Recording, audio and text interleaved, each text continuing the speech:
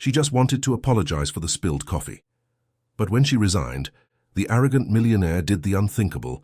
He pulled her close and kissed her in front of everyone. If you enjoy love stories and romance, subscribe to this channel, leave a comment. We post videos like this every day. Now, continuing. The first glance between Louisa and Richard pierced the charged air of the operating room like a silent lightning bolt. She, with her 27 years newly completed, unruly brown hair hidden beneath her surgical cap, and attentive eyes fixed on the patient. He, 40 years old, impeccable posture, a contained expression, and a gaze that seemed to analyze everything around him with millimeter precision. On that summer night at St. Francis Hospital in London, while the air conditioning battled the suffocating January heat, neither of them would ever imagine that emergency surgery would be just the beginning of something much bigger than both. Louisa Miller was one of the most promising residents in the cardiothoracic surgery program. Born and raised on the outskirts of Croydon, she lost her parents in an accident when she was just 12 years old.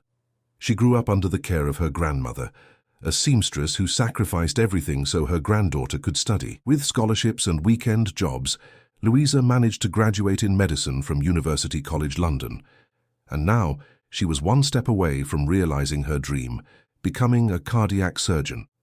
Every 36-hour shift, every sleepless night studying protocols, every drop of bitter coffee she drank to stay awake. It was all worth it when she stepped into that operating room. Richard Anderson was not just the executive director of St. Francis Hospital.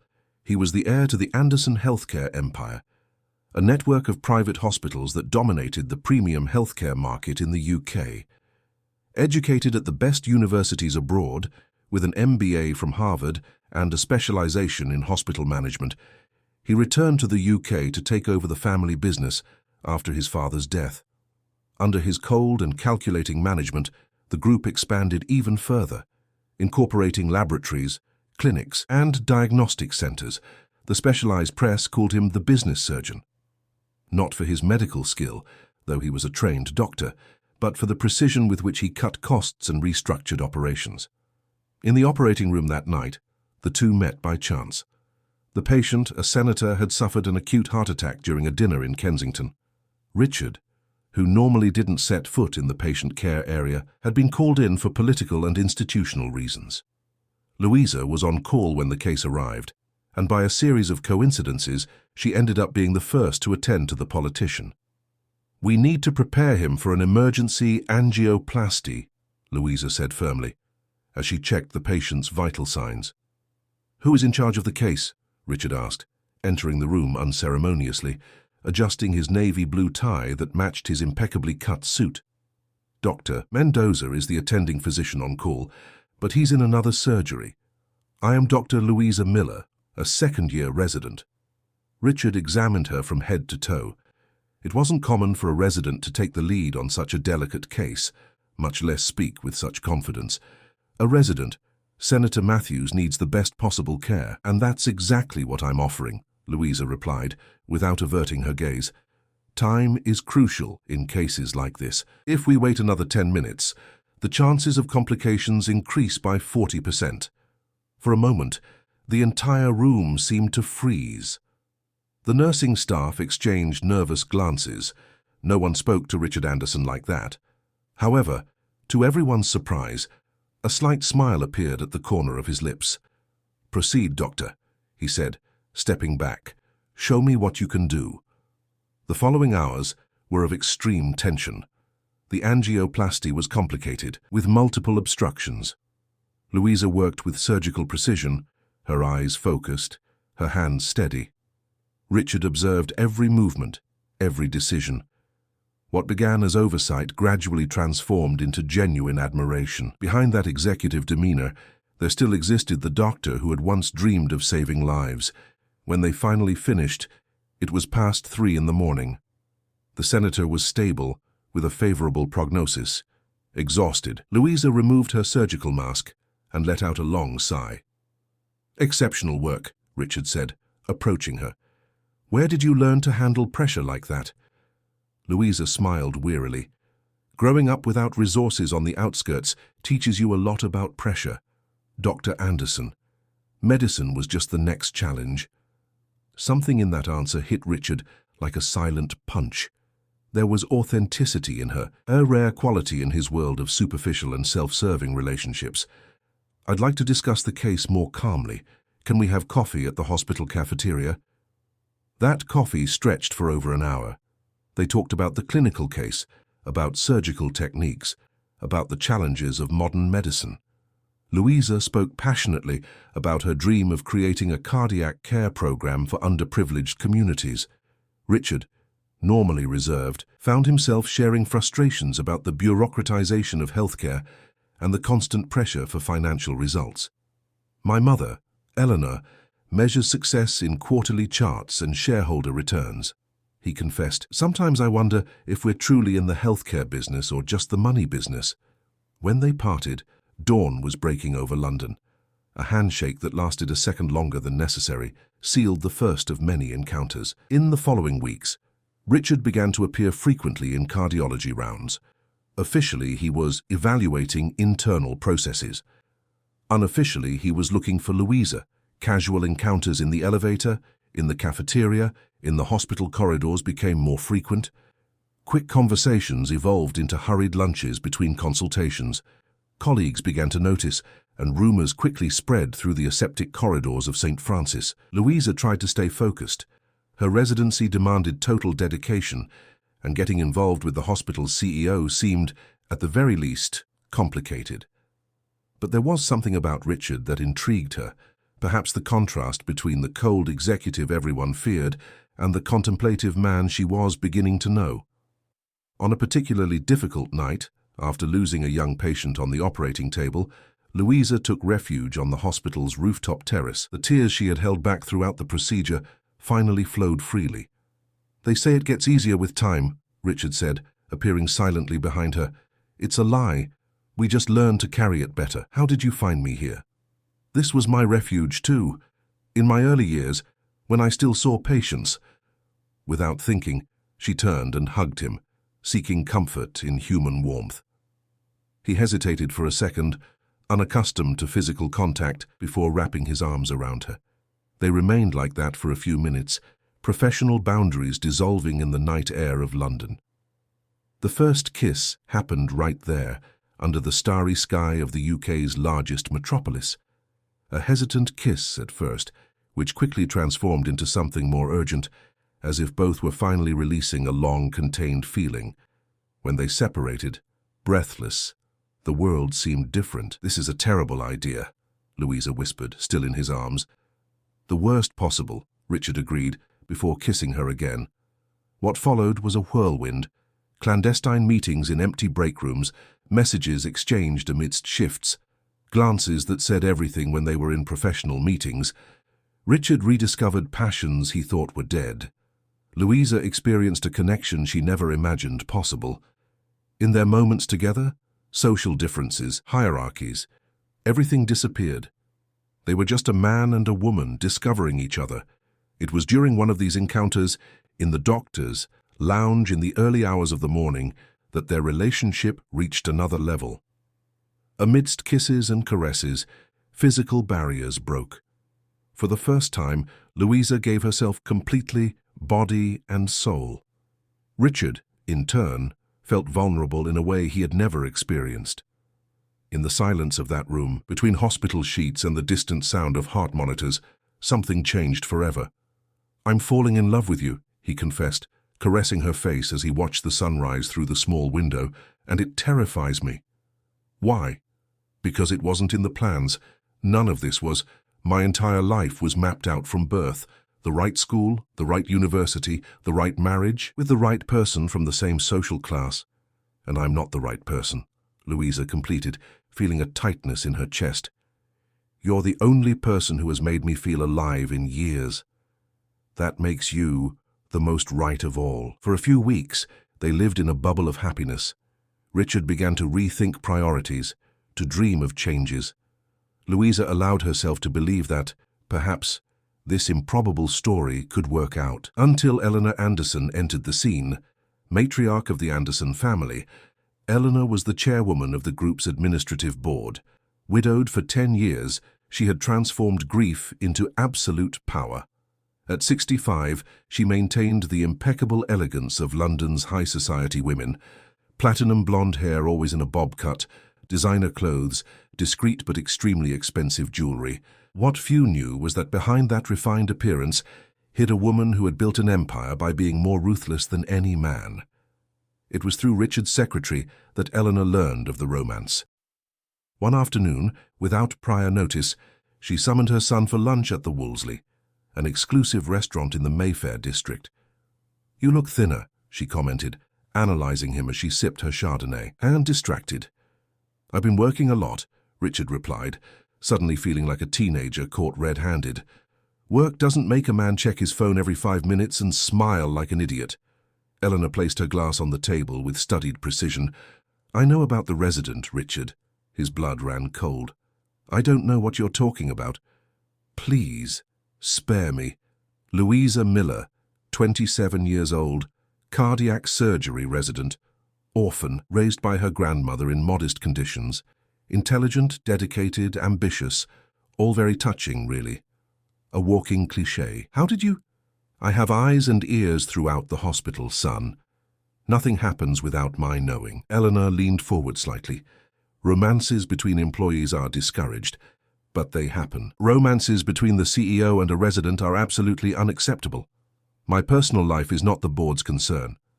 Everything that affects the reputation of the Anderson Group is the board's concern, especially when it threatens decades of family planning." She paused calculatedly. "You are about to be announced as the new chairman of the British Association of Private Hospitals.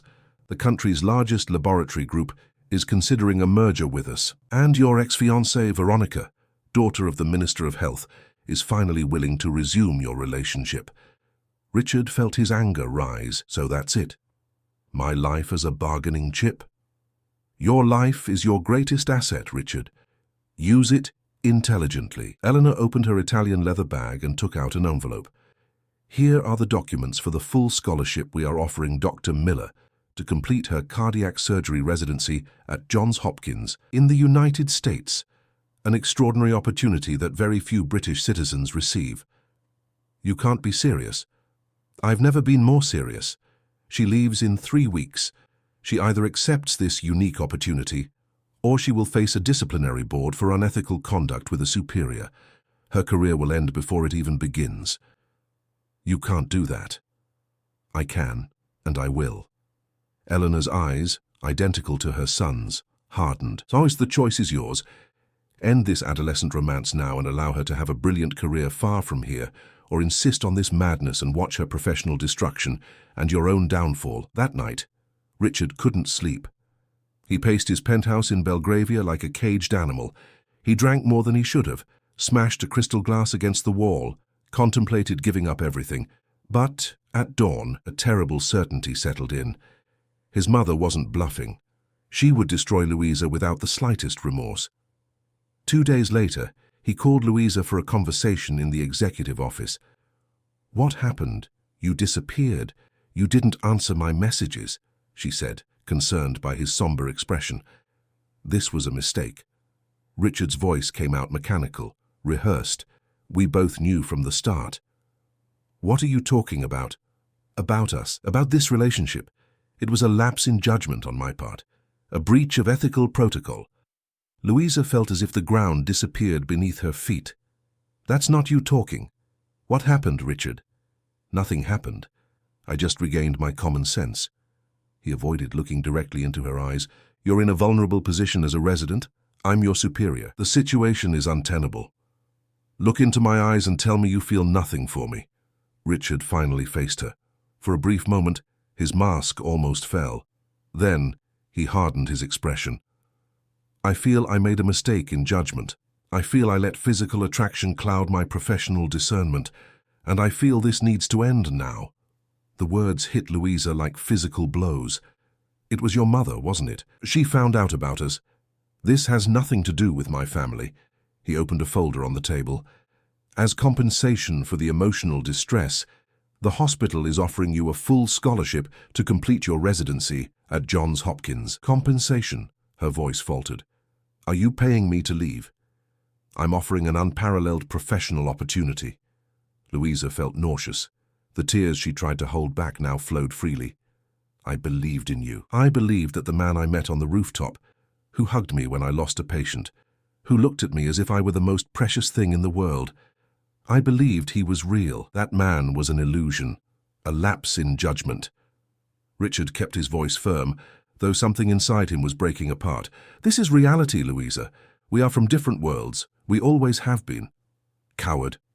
The word came out as a pained sigh. "You don't have the courage to fight for what you feel. Perhaps there's nothing to fight for." Louisa stood up, trembling.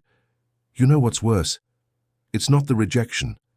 It's realizing that I was completely wrong about who you are. I thought that behind that facade of a cold executive there was a real man, but there's nothing there but a puppet manipulated by golden strings." She walked to the door, then stopped and turned one last time. "Keep your scholarship. Keep your empire. Keep your perfect and empty life.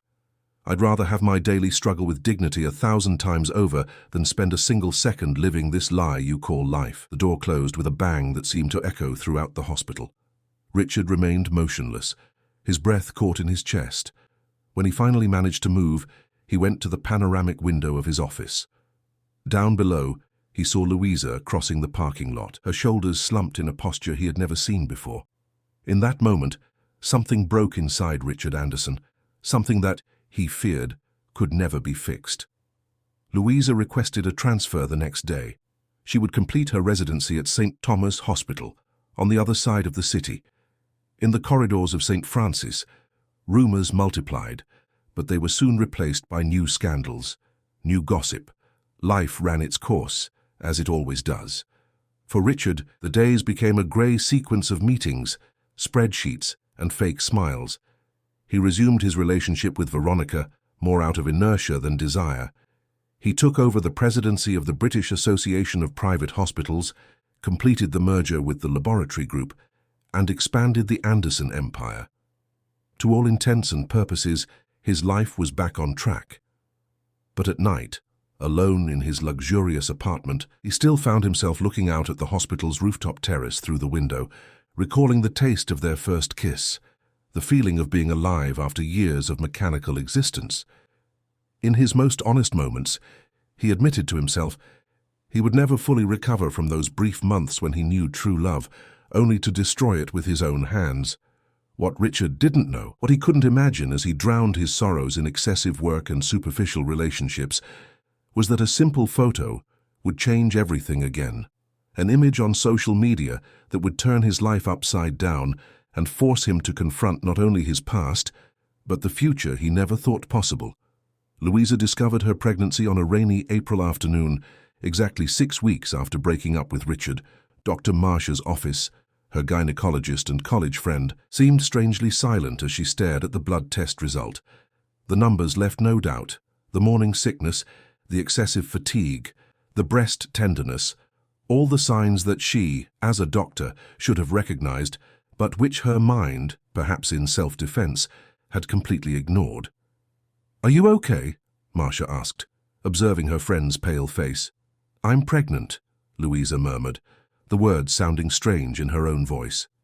"I, Louisa Miller, who planned every step of my life since I was 15, am pregnant in my 2nd year of residency, without a stable relationship, without adequate financial structure." Marcia held her hands firmly. "And what do you intend to do?" The question hung in the air like a sentence. Louisa closed her eyes for a moment. In her mind, images formed. A child with eyes identical to Richard's, small hands grasping her lab coat, a child's laughter echoing through the modest apartment where she lived. When she reopened her eyes, there was no hesitation. "I'm going to have this baby," she said, with a certainty that surprised even herself. "Alone, if I have to." "And the father?" Louisa hardened her expression. "He made it clear he didn't want me in his life. I don't need a man who doesn't have the courage to fight for what he feels." "Louisa, don't you think he has a right to know?" "A right?" A bitter laugh escaped her lips. "Richard Anderson is the CEO of a billionaire empire. He has access to the best lawyers in the country. If he knows about this pregnancy, what would stop his family from trying to take my child from me? From suing me for some absurd claim of fraud or extortion? Not all rich men are monsters, Louisa. No, but they're all cowards when it comes to facing powerful mothers and family empires. She took a deep breath, trying to hold back the tears that threatened to fall. I need to protect this child at all costs, and the only way to do that is to keep Richard away from us. In the following weeks, Louisa reorganized her life with the pragmatic determination that had always characterized her. She requested adjustments to her on-call schedule, citing a temporary medical condition. She saved every possible penny. She called her grandmother in Croydon, explained the situation without revealing the father's identity, and received exactly what she expected: unconditional support. "A child isn't a problem, it's a blessing," Mrs. Zuleika said over the phone, with the simple wisdom of her 70 years. "If you've decided to have this child, she will have all the love in the world." Her belly began to grow discreetly under her loose lab coats. Colleagues noticed, speculated, but Louisa maintained a firm stance. "Yes, I'm pregnant. No, I won't discuss paternity. Yes, I'm finishing my residency. No, I don't need pity or gossip." In her rare moments of weakness, alone in her small Shoreditch apartment, she allowed herself to think of Richard. What would he say if he knew? Would he take responsibility or reject her again, now even more cruelly? The doubts gnawed at her, but her determination was greater. This child would be loved, cared for, protected, with or without the father's presence. St. Thomas Hospital was a different world from St. Francis. More chaotic, with fewer resources, serving a predominantly underprivileged population. Paradoxically, Louisa felt more at home there. The lack of glamour was compensated by a genuine sense of purpose. Each life saved represented a victory against the system that frequently turned its back on the most vulnerable. On a particularly hectic morning in the emergency room, while attending to a patient with heart failure, Louisa felt the baby's first kick. The sensation caught her by surprise, a physical, undeniable reminder of the life growing within her. For a brief moment, the chaos around them disappeared. There was only her and her child, connected in that intimate dance that only mother and baby know. "Everything all right, doctor?" asked the nurse, noticing her distant expression. Louisa smiled, returning to reality. "Everything's great. The baby just kicked me." That moment marked a turning point.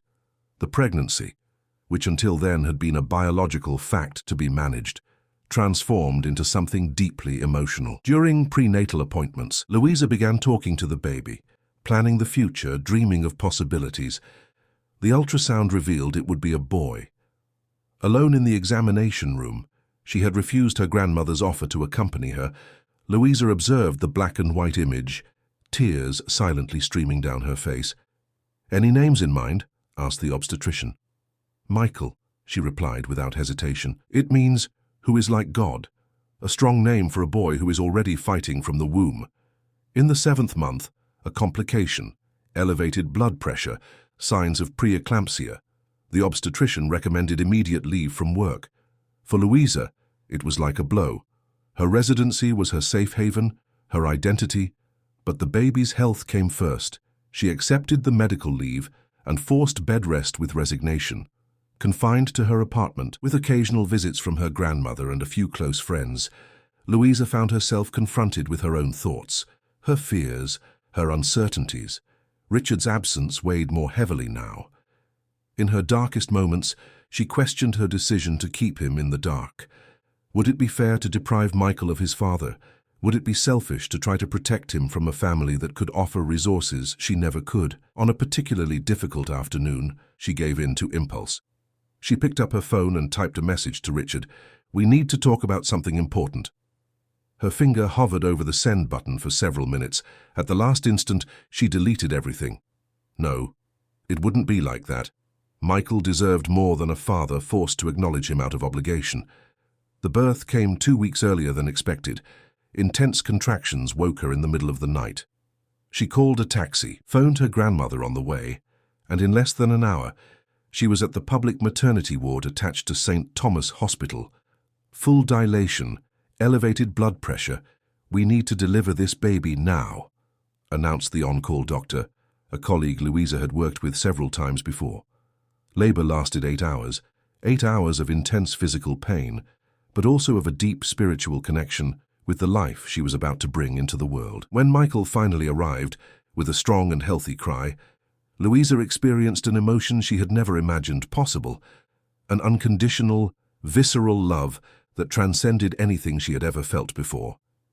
"He's beautiful," the nurse said, placing the small bundle in her arms. "He has a dimple on his chin, just like yours." Louisa felt a tightness in her chest. The dimple wasn't hers. It was identical to Richard's, the first of many traits that would, inevitably, remind her of the absent father. The first few months with Michael were a roller coaster of emotions, the exhaustion of sleepless nights, the insecurity of every decision, the indescribable joy of every small achievement, the first smile, the first look of recognition, the first time he grasped her finger with his tiny hand. Mrs. Zuleika temporarily moved in to help, bringing with her the practical wisdom of someone who had raised children and grandchildren. "He has his father's gaze," the old woman commented one night, watching Michael asleep in the makeshift crib. Louisa stiffened. "How could you know?" "I don't know who the father is, my dear, but I've known you since you were born. That determined, almost defiant look isn't yours. It belongs to someone you haven't told me about yet." Maternity leave ended when Michael turned 6 months old. Returning to work was harder than Louisa had imagined. Every minute away from her son seemed like an eternity. The daycare near the hospital, though of good quality, never seemed enough. In between procedures, she would rush to breastfeed. On night shifts, she obsessively checked messages from the nanny. It was during this period of readjustment that Louisa realized how isolated she had become. Focused on daily survival, on single motherhood, on her demanding medical career, she had set aside friendships, relationships, social life. Her world now revolved exclusively around Michael and work. On a rare night off, browsing social media while the baby slept, she saw a news item about the Anderson Healthcare Group. Richard appeared in an official photo, alongside his mother, and an elegant woman Louisa recognized as Veronica, the ex-fiancée who had apparently re-entered his life. The announcement celebrated the group's expansion into the north, with the acquisition of a hospital network in Manchester. Richard smiled for the camera, the same rehearsed and empty smile she had learned to distinguish from the genuine smile he reserved for his private moments. "You look happy, Richard Anderson," she murmured to the screen, a pang of bitterness in her voice. "I hope it's worth it." Something in that moment, perhaps exhaustion, perhaps loneliness, perhaps the basic human need for connection, spurred her on. She opened her phone's camera, framed herself with Michael asleep in her arms. In the photo, her face displayed a serene, almost peaceful smile, contrasting with the inner turmoil that still frequently consumed her. She posted the image with a simple caption, "Life always finds a way to start anew." It was the first photo of Michael she had shared publicly. Until then, she had obsessively protected her son's privacy, avoiding exposure on social media. But that night, she felt the need to affirm her new reality, to celebrate the love that had transformed her life, even though it was born of deep pain. What Louisa couldn't foresee was that this simple photo, that moment of shared vulnerability, would be the trigger for a storm that was about to form. The image went moderately viral among her contacts, mainly college friends, some professors, hospital staff. Affectionate comments accumulated. "How lovely. I didn't know you'd had a baby. Congratulations, Dr. Louisa." For a few days, that small gesture brought a comforting sense of belonging, of community, something she had lost in the months of isolation. 3 days later, her phone rang at 6 in the morning. It was Marcia, her gynecologist friend. "Did you see who commented on your photo?" "What are you talking about?" Louisa asked, her voice hoarse with sleep, checking if Michael was still asleep in the crib beside her bed. "Edward Sutton, cardiac surgeon at St. Francis, commented on Michael's photo, and you know what's more interesting? He tagged Richard Anderson in the comment." Louisa felt her blood run cold. "What? Why would he do that?" The comment says, "What a handsome little boy, Louisa, a Richard Anderson. You need to see this. The resemblance is striking." "Oh my God." Louisa sat up in bed, her heart racing. "Delete the comment. Now. It's been over 12 hours. Richard has certainly already seen it." Louisa's mind went into a tailspin. She knew Edward superficially, a competent doctor, but known for hospital gossip. Apparently, speculations about her brief romance with Richard had never completely ceased. What do I do now? The question was more to herself than to Marcia. I think you need to prepare yourself. If Richard recognized his son in the photo, and let's face it, that dimple on Michael's chin is identical to his, he will come after you. Marcia's words proved prophetic. That same afternoon, while Louisa was organizing patient records in the pediatric cardiology outpatient clinic, a nurse approached her aunt, visibly nervous. "Dr. Louisa, someone is asking for you at reception." The woman hesitated. "It's Richard Anderson." The floor seemed to open beneath her feet. Louisa leaned on the table to keep from swaying. "Tell him I'm in a procedure, that I can't see anyone right now."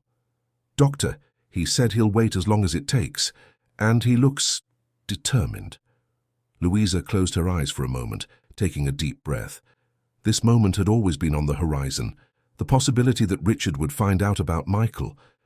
Now that it had arrived, she felt strangely calm, almost resigned. Perhaps it was time to face what she had tried to avoid for so long. "Tell him I'll meet him in 20 minutes, in the third-floor cafeteria." She used those 20 minutes to compose herself. She changed her lab coat for a simple blazer she kept in her office, subtly retouched her makeup, and took several deep breaths. She called the daycare, checked that Michael was fine, and asked them to keep him there until further notice. Then, with firm steps that belied her inner turmoil, she headed to the meeting that could change everything. The cafeteria was almost empty at that hour. Richard occupied a table in the most discreet corner, his back to the entrance. Even from a distance, Louisa recognized the tension in his shoulders, the rigid posture he adopted in moments of extreme stress. He wore an impeccable navy blue suit, probably fresh from an important meeting. As she approached, he stood up abruptly, almost knocking over the untouched coffee cup in front of him. For an endless moment, they just looked at each other. Richard's face was pale, his eyes slightly red, as if he hadn't slept well in days.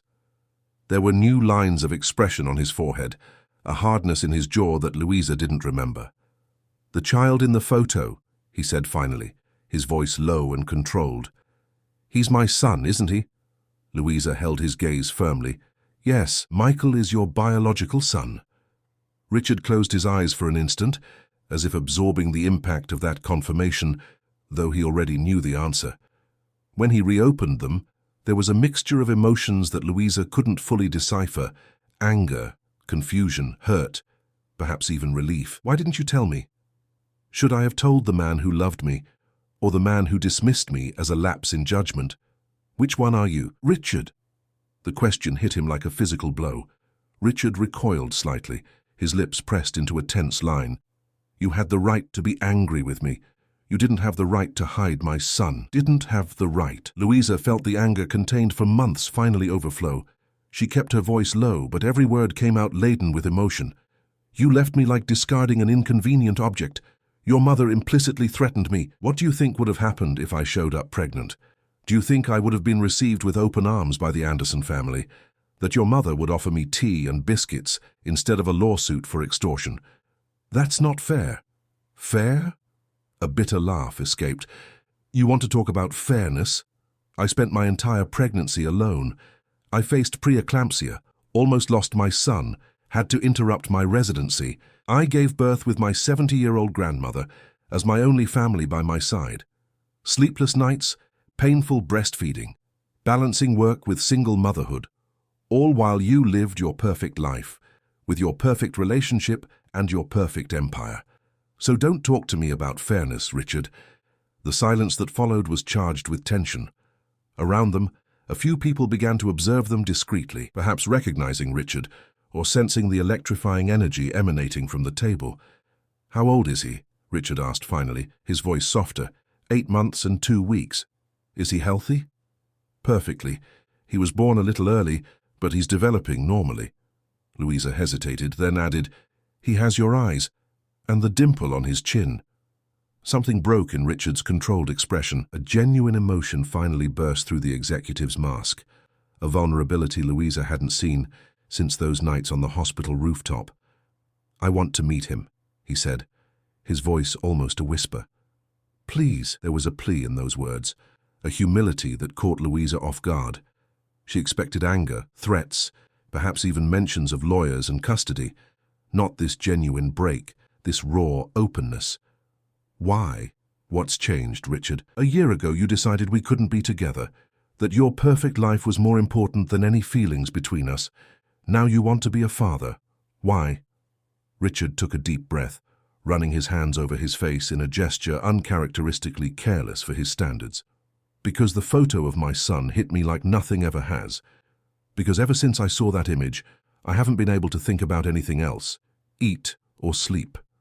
Because I understood, in 1 second, that nothing, absolutely nothing, in my supposed empire matters compared to the existence of that child.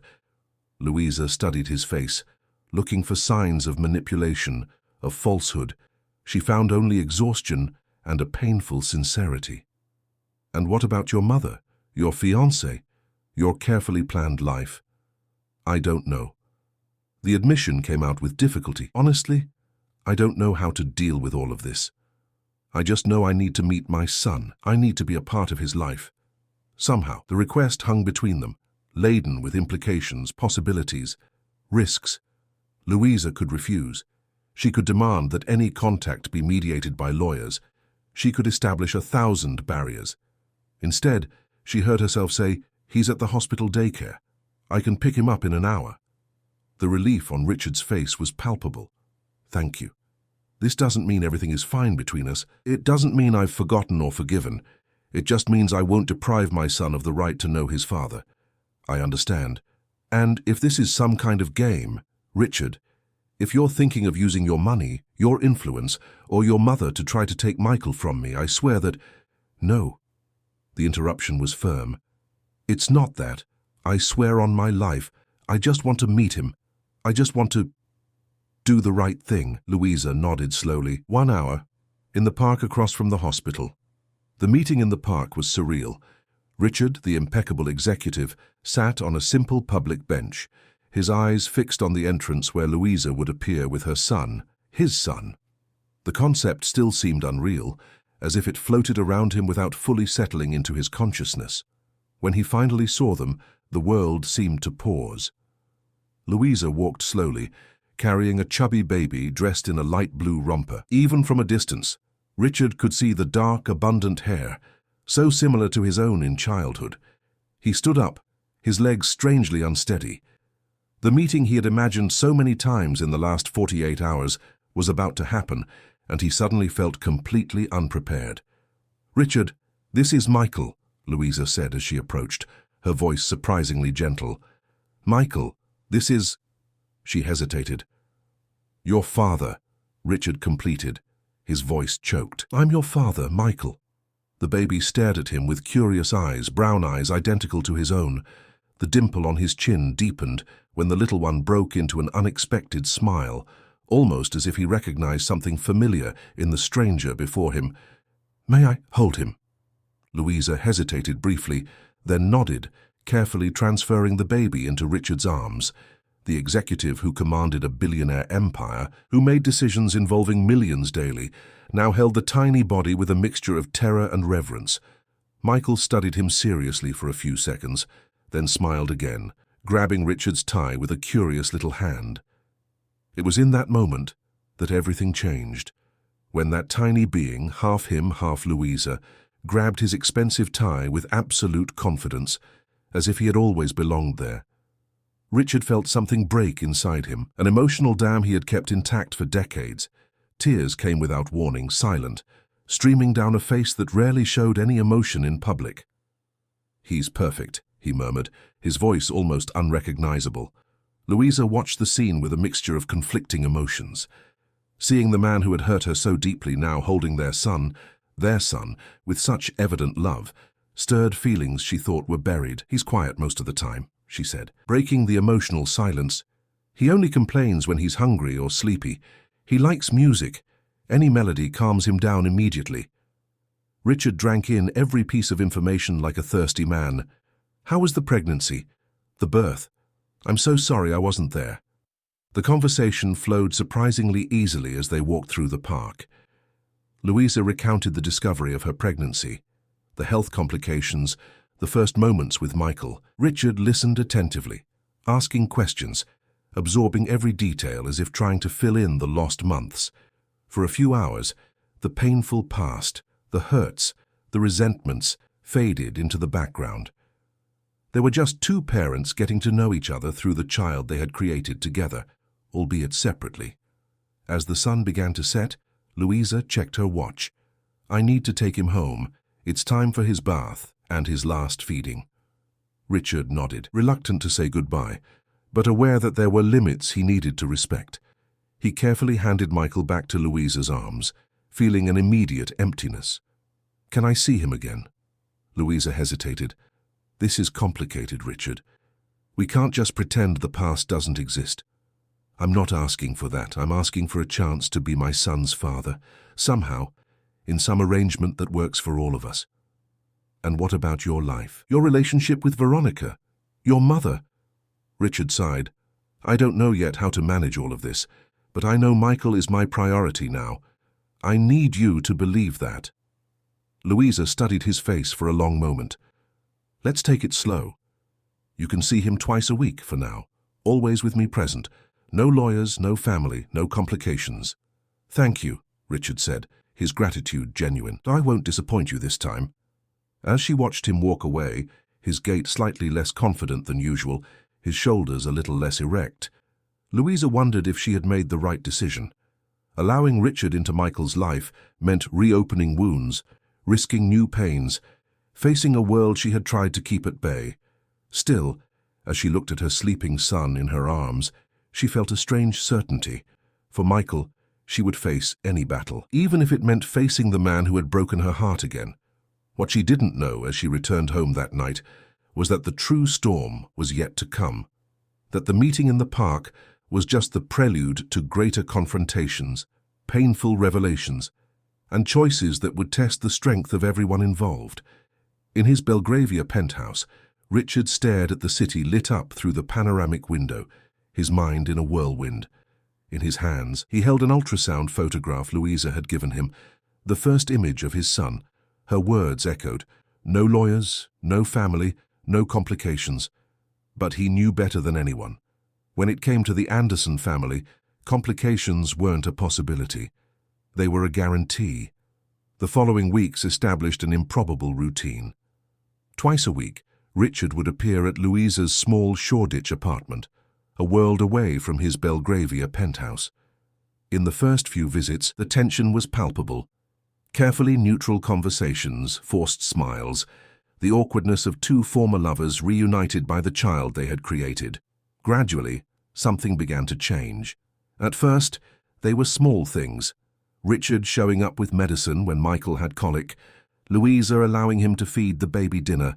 The first night the little one fell asleep in his father's arms, while he hummed a lullaby his own nanny had sung decades ago. I never imagined you singing lullabies," Louisa commented one night, watching him rock Michael with surprising naturalness. Richard smiled, his eyes fixed on his son. "I never imagined feeling what I feel for him. It's as if an entire universe has opened up inside me." The sincerity of the confession caught both of them by surprise. For a brief moment, their gazes met, not as cautious adversaries, not as hurt ex-lovers, but as two people united by a love greater than any resentment. The moment was interrupted by Richard's phone. The lit screen showed the name Mother in bold letters. "10th call today," he commented, silencing the device with a sigh. "She knows something's going on. I've been missing meetings, cancelling appointments." "What did you tell her?" "Nothing yet. I'm waiting for the right moment." Louisa stared at him with skepticism. "And when will this magical moment be? When I know exactly what I want to say? When I'm sure how to protect both of you?" The answer hung in the air between them, laden with implications. Protect? From whom? From Eleanor herself, obviously. The unspoken hovered like a dark cloud over the moments of peace they were building. The truth was that Richard lived in two parallel worlds. At the hospital and in the group's companies, he maintained his usual facade, the ruthless executive, the perfect heir, Veronica's convenient fiancé. But his heart was in the small Shoreditch apartment, with the son he was getting to know, and the woman who, despite everything, still stirred his deepest feelings. On a Tuesday morning, while finishing a video conference with international investors in his office, Richard received an unexpected message from Louisa. "Michael has a high fever. I'm at the children's emergency room at St. Thomas." Without a second thought, he abandoned the meeting in mid-sentence, leaving a virtual room of astonished executives. He drove his BMW like a madman through the congested streets of London, parking carelessly at the entrance of the public hospital. He found Louisa in the waiting room, her face etched with worry, Michael feverish in her arms. The baby cried softly, his little face red, his eyes scared. "What happened?" he asked, approaching quickly. "High fever started suddenly. The daycare called me." Louisa looked exhausted. "They've already taken samples. We're waiting for results and the pediatrician's assessment." Richard sat beside them, protectively putting his arm around Louisa without realizing the gesture. She didn't pull away either, her concern for their son overcoming any barrier between them. "Did you tell your grandmother?" "She's bedridden, caught a bad flu. I don't want to worry her unnecessarily." "And your shift?" "I swapped with a colleague, but I have rounds tomorrow morning. I can't miss them." Richard gently squeezed her shoulder. "Don't worry about that now. I'm here." Louisa looked at him, really looked at him, for the first time in a long time. Not the CEO, not the ex-lover, but the man genuinely concerned about his son, willing to abandon an important meeting to be there in a crowded public hospital waiting room. "Thank you for coming," she said simply. The following hours were of constant vigil. The tests revealed an infection, nothing serious, but it would require careful observation. Richard didn't leave their side for a single minute. He used his contacts to secure a private room, consulted specialists by phone, and personally fetched the prescribed medications. When they finally managed to take Michael home, it was past midnight. The baby, medicated and calmer, quickly fell asleep in his crib. "You should rest," Richard said, observing Louisa's deep, dark circles. "I can keep an eye on him." "You don't have to." "I want to stay. Please." Something in his voice, a mixture of determination and plea, made Louisa yield. She nodded silently and went to the bedroom, leaving the door ajar. She lay down dressed, planning only a brief rest. She woke with a start hours later. The apartment was silent. She got up in a panic, ran to the baby's room and stopped at the door, the scene before her freezing her in place. Richard was asleep in the nursing armchair, Michael nestled against his chest. Father and son breathed in the same rhythm, the same serene expression on their remarkably similar faces. On the small table beside them, organized medicines, an improvised spreadsheet noting medication times, temperature, hydration. Something broke inside Louisa at that moment. A resistance, a barrier she had kept up for months. The image of the two of them, the son who was her world and the man who, despite everything, still occupied a space in her heart, completely disarmed her. Silently, she picked up a light blanket and covered them both, allowing herself a moment of tenderness as she brushed a lock of hair from Richard's forehead. He opened his eyes slightly at her touch. "He's better," he whispered. "His fever broke around 3 in the morning," Louisa nodded, a lump in her throat. "You stayed awake all night?" "I wanted to be sure. I need to know he's okay." A pause. "That you both are okay." The plural didn't go unnoticed. The look they exchanged in the dim light of the nursery contained more than paternal concern. There was an unformulated question, a possibility they both feared to name. The following days intensified the proximity forced by Michael's illness. Richard practically moved into Louisa's apartment, sleeping on the sofa, taking turns with care, ensuring that no detail of his son's recovery was neglected. When Michael finally recovered, the established routine seemed too natural to be interrupted. The evenings in the living room, talking in low voices after the baby slept, the mornings sharing coffee before Louisa left for the hospital, the moments of renewed intimacy, an accidental touch, a lingering gaze, silent memories of a not-so-distant past. It was on one of those nights that Richard finally verbalized what they both felt. "I can no longer imagine my life without both of you," he said simply, his eyes fixed on the teacup in his hands. "I no longer want to pretend I can live divided between two worlds." Louisa felt her heart race. What exactly does that mean? It means I want to be present, completely. Not just a few hours a week, not as a visitor in my son's life, as a father, as... He hesitated. As the man who still loves you, who never stopped loving you. The confession hung between them, heavy, inevitable. Richard, nothing has changed.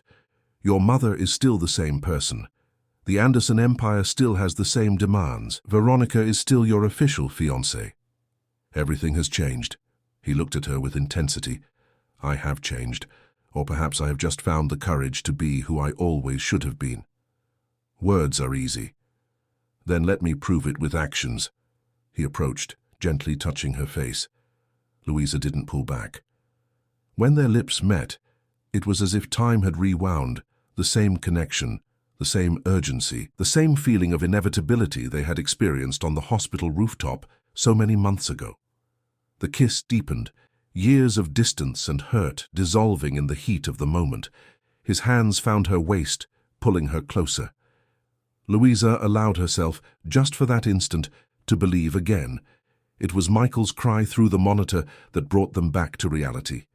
They separated, breathless, their gazes fixed on each other. We need to talk about this, Louisa said, getting up to attend to their son. Really talk, Richard, about everything. He nodded, his eyes still dark with desire and emotion. Tomorrow, I promise. But tomorrow brought with it a storm. Richard had just left the apartment, promising to return that evening with a concrete proposal for their future. When Louisa's phone rang, it was Marcia, her gynecologist friend, her voice tense and hurried. Louisa, are you sitting down? You need to see this. A text message arrived immediately after, a link to a business gossip newspaper website. The headline was devastating. Anderson Empire heir has love child with resident doctor. Below, photos of Richard entering and leaving Louisa's building, a blurred image of Michael captured from a distance, distorted details about the previous romance between the two. How did this? Louisa could barely form the question, the shock paralyzing her reasoning. I don't know. But the report mentions sources close to the Anderson family. Louisa, this is on all the news portals. Before she could fully process the information, another call, the director of St. Thomas Hospital, requesting her immediate presence. The day turned into a nightmare. At the hospital, the director, visibly uncomfortable, mentioned undue exposure of the institution, conflict of interest, and need for temporary leave. In the corridors, curious glances and barely disguised whispers followed her. On her phone, dozens of unread messages, including several from Richard, increasingly desperate. When she finally managed to leave, she found reporters at the hospital door. She fled through the back, took a taxi to the daycare, and picked up Michael early. Upon arriving home, the building entrance was surrounded by more journalists. It was the doorman, Mr. Anthony, who saved her. Through the garage, Mrs. Miller, my nephew is waiting with the car to take you through the back. She took refuge in her grandmother's apartment in Croydon, her mind in a whirlwind. How had the story leaked? Who would have an interest in exposing them in this way? The obvious answer was too painful to contemplate. Richard appeared 3 hours later, his face transformed by anguish. Thank God you're safe. I was at your apartment when I didn't find you. It was her, wasn't it? Louisa interrupted, her voice trembling with contained anger. Your mother. Richard closed his eyes briefly. I have no proof, but yes. Probably. Did you tell her about Michael? No. I would never put you at risk like that. He ran his hands through his disheveled hair, a gesture of despair. But she's been monitoring me. She must have hired someone to follow me. She's always been... He hesitated. Ruthless, Louisa completed. They're calculating, manipulative. All that and more. Richard approached, trying to touch her arm, but she recoiled. Louisa, I'm going to fix this. I'm already taking steps. I've spoken with the press office, with lawyers. Lawyers? The word hit Louisa like a slap. Is that what this is about now, a legal battle? No, I'm just trying to protect your privacy, to ensure the exposure stops immediately. It's too late, the damage is done. Louisa held Michael tightly against her chest, as if she feared someone might snatch him from her at any moment. I've been suspended from the hospital, Richard. My professional reputation is compromised. My son is being called a love child in national headlines. And all because your mother can't stand the idea that the Anderson heir got involved with someone below her social standing. The accusation hung in the air, heavy and irrefutable. What can I do? Richard asked, his voice low, almost breaking. Tell me, and I will do it.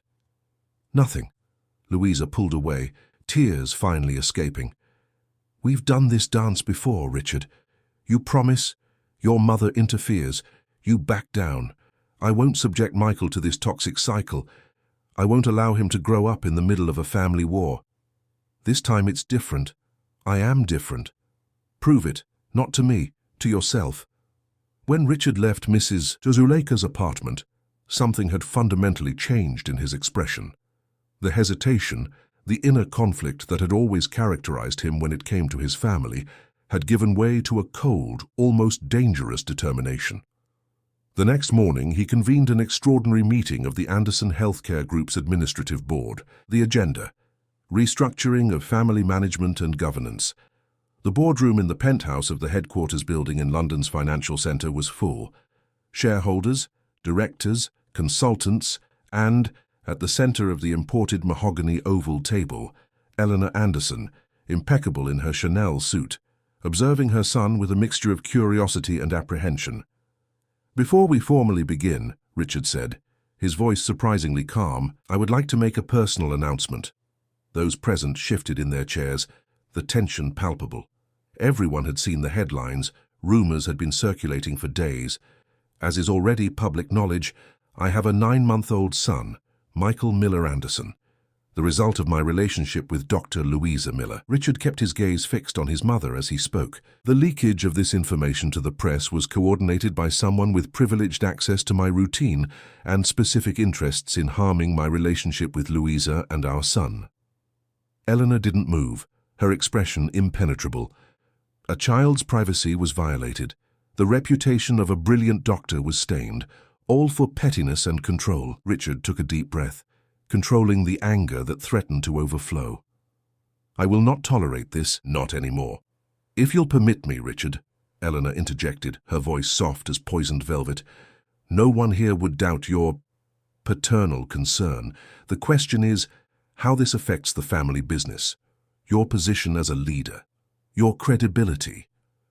My credibility. Richard let out a humorless laugh. That's exactly what I'm defending, Mother. My ability to lead with integrity, to make decisions based on what is right, not what is convenient. And what would be right in your idealistic view? Eleanor abandoned the pretense of civility, her voice now sharp. Abandon everything we've built for generations for an affair with a doctor of questionable origin. Risk strategic alliances, like your marriage to Veronica, for cheap sentimentality. The silence in the room was absolute. No one had ever witnessed an open confrontation between mother and son. Family disagreements had always occurred behind closed doors. Questionable origin, Richard repeated, each syllable laden with indignation. Louisa's questionable origin includes sacrifice, determination, and academic excellence. She earned everything through merit, not inheritance or manipulation. And as for Veronica, he shook his head. There was never any love there, just mutual convenience, which she understood long before I did. He turned to the board, addressing each member individually. Ladies and gentlemen, I am not here to discuss my personal life. I am here to announce a professional decision. As of today, either this board accepts a complete restructuring of governance, severely limiting the presidency's influence on executive decisions, or I will submit my irrevocable resignation as CEO. The shock was visible on the faces around the table. Richard Anderson, a pillar of the group, threatening to abandon everything. You wouldn't do that, Eleanor whispered, the first time her composure seemed to waver. I already have. Richard slid a folder across the table, my resignation letter, effective immediately if the changes are not approved. And what's more, a proposal to sell my shares to the Sterling Group. The name of their biggest competitor dropped like a bomb in the room. Some board members gasped audibly.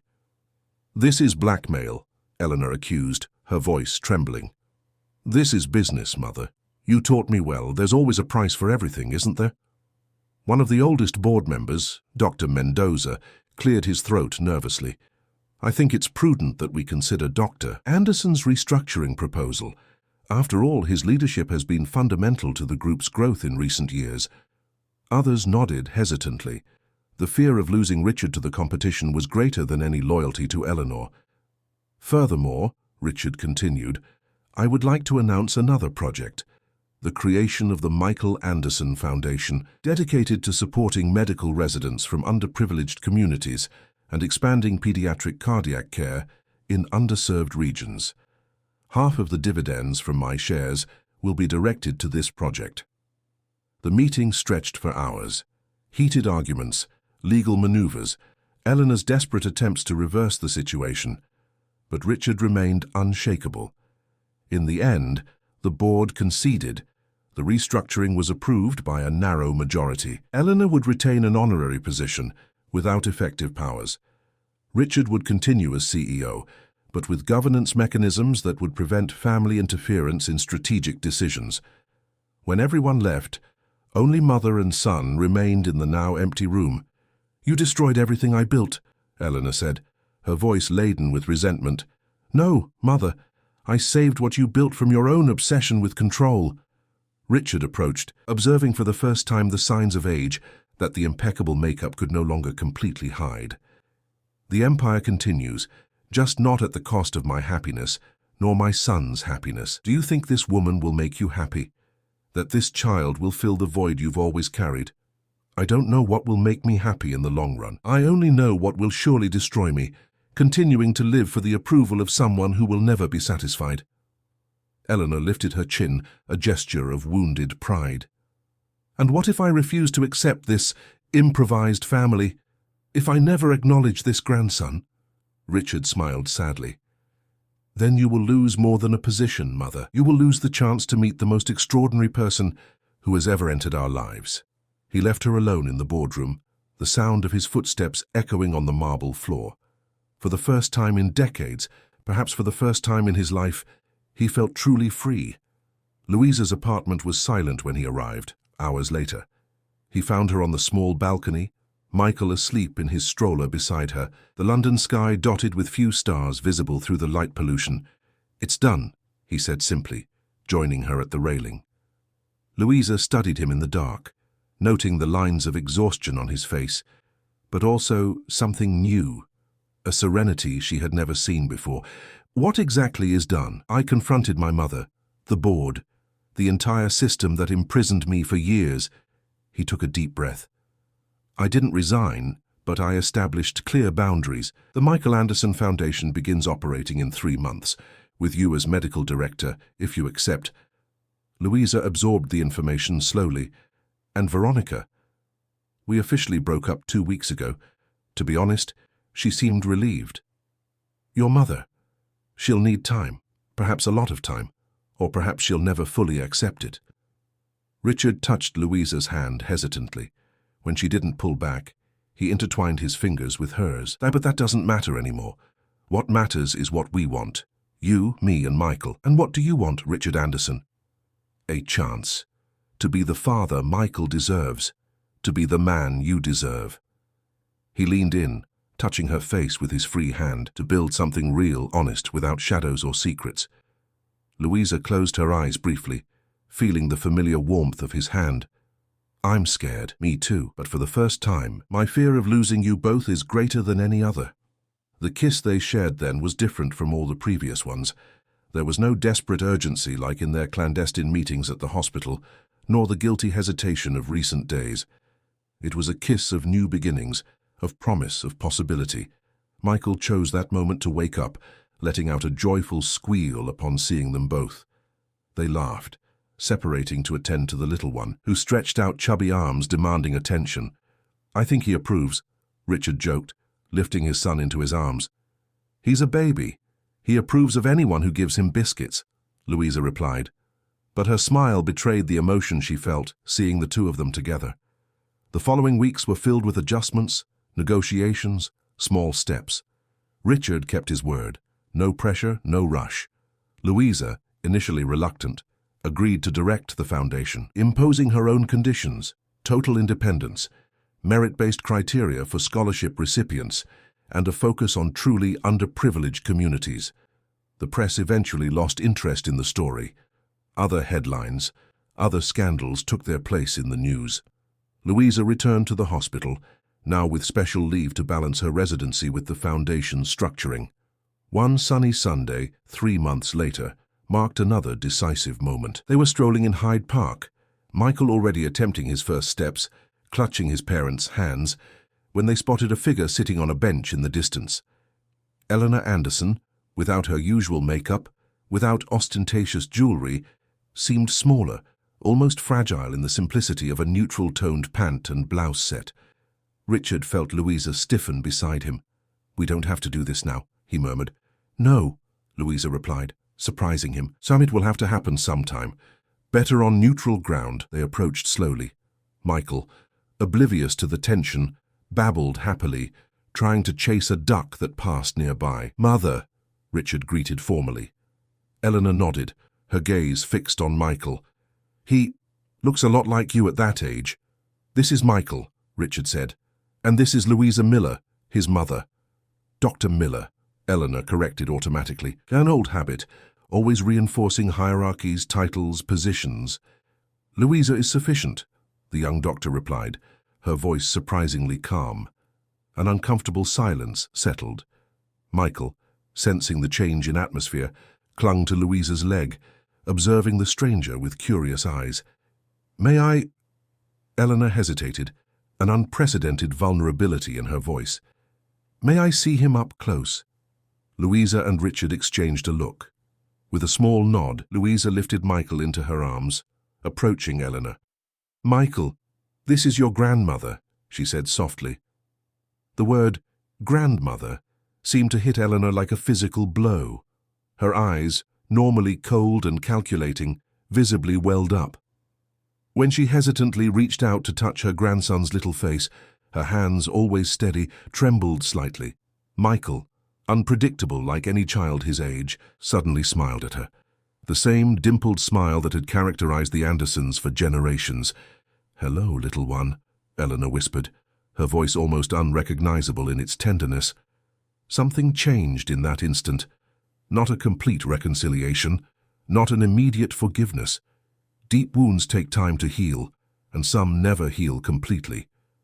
But a beginning, a possibility. Months later, the inauguration of the Michael Anderson Foundation brought together important figures from medicine and business.